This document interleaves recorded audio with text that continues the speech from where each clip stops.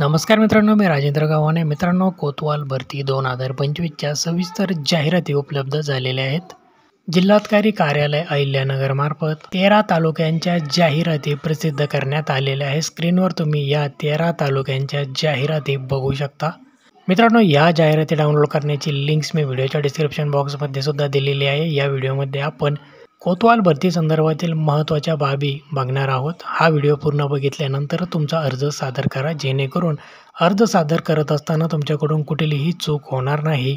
तर मित्रांनो, सर्वप्रथम कोतवाल भरतीसाठी अर्ज सादर करण्याच्या महत्त्वाच्या तारखा आपण बघूयात. अर्ज सादर आजपासून म्हणजेच 8 जुलै 2025 पासून आपण करू शकतो आणि अर्ज सादर करण्याची शेवटची तारीख ही 18 जुलै 2025 आहे. अर्ज हे ऑनलाईन पद्धतीने सादर करावे लागतील. अर्ज सादर करण्याची वेबसाईट आहे nagar.govbharti.org. याची लिंक डिस्क्रिप्शन बॉक्समध्ये सुद्धा दिलेली आहे. मित्रांनो, अर्ज सादर करणाऱ्या उमेदवाराचे किमान वय 18 वर्ष पूर्ण आणि कमाल 40 वर्षापर्यंतचे उमेदवार अर्ज सादर करू शकतील. कोतवाल या पदासाठी अर्ज सादर करणाऱ्या उमेदवार हा किमान 4थी इयत्ता उत्तीर्ण असणे आवश्यक आहे. मित्रांनो, कोतवाल या पदासाठी 15,000 रुपये मासिक मानधन निश्चित करण्यात आलेले आहे. कोतवाल या पदावर उमेदवाराची निवड ही लेखी परीक्षेमध्ये मिळालेल्या गुणांच्या आधारावर करण्यात येते. उमेदवारांची लेखी परीक्षा ही 100 गुणांची असते. यामध्ये 50 प्रश्न असतात. मित्रांनो, 2025मध्ये निघालेल्या या कोतवाल भरतीसाठी सर्वात महत्त्वाची गोष्ट म्हणजे यापूर्वी कोतवाल भरतीसाठी जे आपण अर्ज सादर केले होते त्यामध्ये संपूर्ण तालुक्यातून उमेदवार अर्ज सादर करू शकत होते. मात्र या भरतीमध्ये 2 नंबरचा पॉईंट दिलेला आहे. हा सर्वात महत्त्वाचा आहे. यामध्ये सांगितलेले आहे की अर्ज सादर करणारा उमेदवार ज्या राज्यासाठी अर्ज सादर करत असेल त्या राज्यातील अंतर्भूत गावातील रहिवासी असणे आवश्यक आहे. म्हणजे मित्रांनो, ज्या राज्यामध्ये तुम्हाला अर्ज सादर करायचा आहे त्याच गावचे तुम्ही रहिवासी असणे आवश्यक आहे.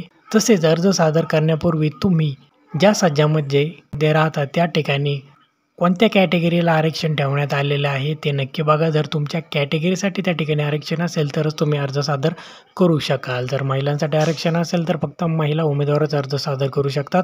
जर व्यक्ती असं या ठिकाणी नमूद केलेलं असेल तर महिला आणि पुरुष दोन्हीही अर्ज सादर करू शकतील.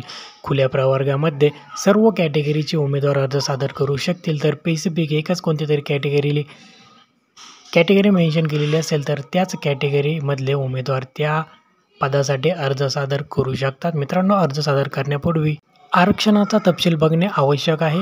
तरच अर्ज सादर करून तुमचा उपयोग होणार आहे. जर तुम्हाला त्या ठिकाणी रिक्त पद नसेल तर अर्ज सादर करून काहीच उपयोग नाही. त्याचबरोबर मित्रांनो, आता हा जो 2 नंबरचा पॉईंट आहे तो सुद्धा तुम्ही लक्षात नक्की घ्या. तुम्ही ज्या राज्यामध्ये राहता त्या राज्यामध्ये अंतर्भूत असणाऱ्या गावामधले जर रहिवासी असाल तरच तुम्ही या कोतवाल भरतीसाठी अर्ज सादर करू शकता.